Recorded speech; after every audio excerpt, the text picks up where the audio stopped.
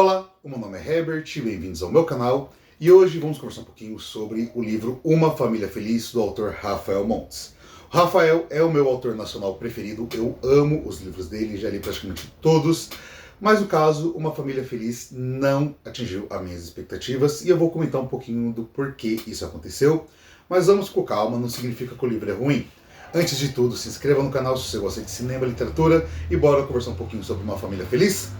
Aqui a gente vai acompanhar a história da Eva. A Eva é uma mulher que mora ali no condomínio de luxo, junto do seu marido, o Vicente, e também suas filhas, a Ângela e a Sara. Ela está grávida do seu próximo filho, o Lucas, e tudo isso envolve uma questão de depressão pós-parto, ela não se sente tão bem sendo mãe, apesar de ser um sonho dela, ela fica com sentimentos conflitantes. E quando a criança vem a nascer, ela percebe que aquela família que ela idealizava, aquela família feliz, talvez não seja tão feliz assim, e coisas estranhas começam a acontecer que vão desestabilizar a estrutura familiar. Como se isso não bastasse, tem um elemento um pouco tenebroso nessa obra, que são os bebês reborns, tanto é que tem a cabeça de um bebê aqui, que para quem não conhece, bebês reborns são aqueles bebês, aquelas bonecas que são feitas de maneira extremamente realistas. E esse é o trabalho da Eva. Ela trabalha fazendo essas bonecas em casa, sob encomenda, enquanto seu marido trabalha como advogado. E a peculiaridade maior desse livro do Rafael é o fato dele começar pelo capítulo 30. Ou seja, a gente começa o livro já com spoiler do final. A gente começa o livro descobrindo que a Eva está enterrando uma de suas filhas, outra está ali próximo dela, o Vicente está ligando desesperado para ela para tentar entender o que está acontecendo e onde ela está. E a partir desse momento a gente acompanha uma jornada para entender como a história foi parar nesse local. Uma família feliz e que vai parar ali com a mãe enterrando uma das filhas. E isso, novamente, não é spoiler, porque o livro literalmente começa pelo último capítulo. A graça que o Rafael Montes quis fazer era também a gente entender como que isso foi ter, como chegou nessa consequência, nessa situação. Bom, a escrita do Rafael é uma escrita muito gostosa. Eu, como falei, sou fã do autor. O primeiro livro que eu li dele foi Dias Perfeitos, depois li Jantar Secreto, Bom Dia Verônica, li Uma Mulher no Escuro, O Vilarejo, enfim. Todos esses têm a questão ali da qualidade técnica na escrita impecável. O Rafael consegue te engajar, ele escreve bem os personagens, no caso aqui a história é narrada em primeira pessoa, a partir da perspectiva da Eva, e você fica curioso para entender tudo o que está acontecendo, esses sentimentos conflitantes dela relacionados ao seu passado, como tudo isso a afeta, a relação que ela teve com a mãe dela, que foi uma relação um tanto quanto conturbada, violenta e que nem todo mundo conhece, todo ali no envolvimento com a própria família e como isso vai, digamos assim, caindo, vai desabando, vai ali indo pelo ralo, conforme alguns acontecimentos vêm à tona, principalmente depois do nascimento do Lucas. Então acaba sendo um estilo dramático que o Rafael sabe colocar, a construção de personagem, a construção de mundo, que funciona muito bem. Aqui, novamente, numa Família Feliz, ele consegue fazer todo esse desenvolvimento. Obviamente, para a gente acompanhar a história a partir da perspectiva da Eva, ela acaba sendo a personagem que a gente tem mais contato e acaba sendo a personagem mais interessante, mas ainda assim tem outros personagens que acabam ali chamando a atenção, as próprias gêmeas, o próprio marido dela, o Vicente, a gente fica ali, em certo momento, com uma pulga atrás da orelha, até que ponto ele é um cara que realmente ama a Eva, até que ponto ele é um cara que é só narcisista. Além disso, a gente tem uma história que toca em várias questões delicadas que são importantes, questões sociais, como essa questão realmente da maternidade, de uma depressão pós-parto, sentimentos relacionados a isso, expectativas que a sociedade põe em cima das mães, até porque a ideia do livro, pelo menos que eu me lembro, que eu vi numa entrevista do Rafael, ele fala que nasceu a partir dessa questão, de que ele conversava com muitas amigas, que eram mães, etc. E como existe essa expectativa muito grande em cima da maternidade, essa romantização, e que nem tudo são flores, as coisas podem ser muito mais difíceis e pesadas, como tem que ter uma dinâmica boa na família, uma dinâmica boa entre o casal, para poder dar conta de se cuidar de uma criança recém-nascida, porque não é algo fácil, as demandas são grandes, as demandas são desgastantes, além do fato de que muitas vezes você pode ficar com sentimentos realmente que incomodam, saber se aquela criança realmente gosta de você, se você está sendo um bom pai, uma boa mãe, tudo isso acaba que o Rafael trata aqui. Além de outras questões que acabam sendo também delicadas, questões envolvendo violência, etc. Mas que aí eu não vou adentrar nesse momento no vídeo, porque ele vai trazer spoiler. Eu vou adentrar um pouquinho mais pra frente, no final do vídeo eu vou comentar de maneira aberta sobre o final de desenvolvimento da obra em si. Além disso, o Rafael coloca alguns easter eggs aqui de outras obras dele. Tem um momento que ele fala, por exemplo, de um casal que frequenta jantares ali, né, em locais específicos do Rio de Janeiro. Quem já leu o Jantar Secreto sabe de quais tipos de jantar que ele está falando, né, da famosa carne de gaivota. Mas também a gente ali que vê, né, menção aos personagens de Dias Perfeitos, né, ao Theo e a Clarice. A gente vê, né, um casal ali, a mulher na cadeira de rodas, enfim, tudo isso a gente vê o Rafael colocando aqui pra gente, colocando, né, esses easter eggs para quem é fã dos livros dele, sentir aquele coração quentinho, né, sentir aquele sentimento gostoso de ver o autor se comunicando com quem é fã da sua obra. E isso funciona muito bem. Porém, o que não funcionou para mim, que eu falei que não atendeu minhas expectativas até agora, eu elogiei bastante o livro.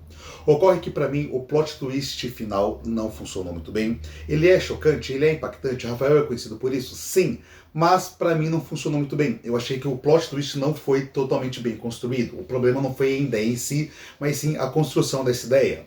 Além disso, há a existência de várias pontas soltas na história, que eu entendo que num livro de mistério, de thriller, existem pontas soltas exatamente como pistas falsas para confundir, né, o leitor, mas aqui eu acredito que a maioria das coisas que estão sendo colocadas são pistas falsas, são nessas pontas soltas, então por isso que para mim o plot twist final não funcionou, porque parece que em nenhum momento ele foi construído, foi tudo ali colocado para tentar te enganar, e isso acaba gerando uma certa frustração, além do fato do livro ter várias conveniências em certos momentos que acabou me incomodando. São saídas fáceis, inconveniências que fazem com que, né, eu tenha tido as minhas expectativas frustradas pelo fato de eu esperar mais do Rafael. Novamente, o livro não é ruim, ele é bem escrito, ele tem boas ideias, mas o desfecho final, as consequências desse desfecho, a construção dele, que acabou me frustrando. Não chega a ser um livro ruim, como eu falei, é um livro bom, vale a pena você ler. Mas dentro da biblioteca Rafael Montes, dos livros que ele já escreveu, acredito que Uma Família Feliz seja o mais fraco até então. Eu ainda não li Suicidas, que foi o primeiro livro dele, para poder, né, falar sobre, nem A Mágica Mortal. Mas dos que eu li, que foram até então 6 livros do Rafael, esse particularmente foi o que eu menos gostei. Mas ainda assim, é um bom livro. Dito isso, vale a pena ler? Se você é fã de thriller, e especialmente do Rafael, vale a pena ler sim. Eu recomendo, mesmo tendo minhas expectativas frustradas, Rafael Montes, ele é um bom escritor, mas tem a essência que o livro tem essas questões a serem trabalhadas. Além disso, vale ressaltar que o livro foi lançado e pouco tempo depois já teve uma adaptação para o cinema, onde a gente tem, por exemplo, a Grazi Massafera fazendo a Eva e o Reinaldo Giannichini fazendo o Vincent. Então, vale também a indicação do filme e posteriormente eu vou falar dele aqui no canal. Agora, entrando na zona de spoiler, vou falar então de forma aberta sobre reviravoltas do livro e você fica nesse vídeo se você quiser, se você se sentir confortável e não se importar com spoilers ou se já tiver lido a obra. Se você quiser fechar, não tem nenhum problema, agradeço a sua audiência, até o próximo vídeo. Mas se você ficar, vamos lá. O que me incomodou em relação a esse desfecho da obra? Quando a gente descobre que a Angela é responsável pelos hematomas, não é uma ideia ruim. Mas em nenhum momento aquilo foi efetivamente construído. A gente teve muitas poucas coisas que indicavam essa possibilidade, além do fato de que algumas situações, como por exemplo a Angela, né, ter enviado e-mails, porque em certo momento a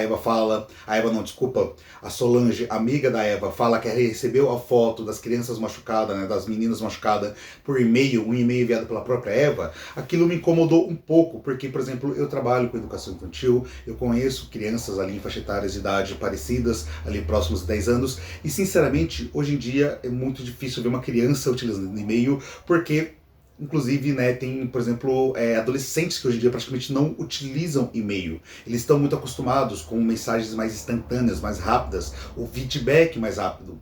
Então, para mim, teria funcionado melhor, por exemplo, essas divulgação de imagens terem sido postadas em rede social, algo do tipo, porque é mais condizente com aquilo. Inclusive, pelo fato da criança ter acesso a um celular. Mas, ainda assim, a gente acaba passando pano por uma situação como essa. Agora, o que realmente acabou me incomodando bastante, né, esse desenvolvimento para chegar nesse final, são os apagões que a Eva tem. Em determinado momento do livro, como eu falei ali, as pistas falsas sendo colocado, a gente é levado a acreditar que os apagões da Eva são em virtude ali, né, dos medicamentos que o Vincent dá para ela, e teria lógica, porque os medicamentos realmente deixam ela bem desnorteada, mas ainda assim teria uma falha nesse raciocínio, já que tais medicamentos surtem efeito na hora, mas depois, posteriormente, eles não ficam no corpo. E também, em certo momento, quando ela está lendo o diário dela, é explicado que ela tem esses apagões desde criança. Mas, verdade seja dita, se ela tem esses apagões desde criança, eles acontecem de modo muito conveniente conforme a história vai avançando. E esses momentos convenientes são sempre os momentos onde alguma das crianças acabou sendo machucada. As próprias meninas, né, a Angela e a Sarah, mas também o bebê Lucas. Além do fato de no próprio momento final ali, quando ela está na casa da mãe dela, onde acontece, né, a morte da Sarah, a Eva tem mais um apagão, ou seja, é tudo muito conveniente, acontece no momento certo. Acho que isso teria que acontecer em momentos mais diversos, onde talvez não tivesse consequências para ela mesmo ficar confusa e para mostrar que a Angela estava tentando se aproveitar desses momentos, mas nem sempre conseguia. Novamente, ficou tudo muito oportuno. Além do fato de que, apesar do Vincent realmente ser um personagem narcisista, acredito que a obra podia ter tratado melhor algumas situações que ali acabam entrando com pistas falsas, mas que poderiam efetivamente ocorrer para que a gente, né, tivesse uma dinâmica mais realista sobre algumas situações. Como, por exemplo, em vários momentos o livro tenta trazer para a gente a dúvida se o Vincent está tendo um caso com a Solange ou não, e poderia estar acontecendo, não ia mudar em nada, mas pelo menos não seria uma informação tão jogada para nenhuma consequência posterior. E dentre outras situaçõezinhas como essa que vão ocorrendo ao longo do livro, ao longo da história, que servem apenas como, digamos assim, jogar milho aos pombos, apenas como migalhas para tentar te desviar do plot twist final, sendo que eu acredito que não seria necessário, dava para ter construído tudo isso de uma maneira mais intrigante. Mas, no final das contas, recomendo bastante Uma Família Feliz, apesar dos pesares. Não é o melhor livro do Rafael Montes, mas ainda assim é um bom livro e fica aqui a indicação.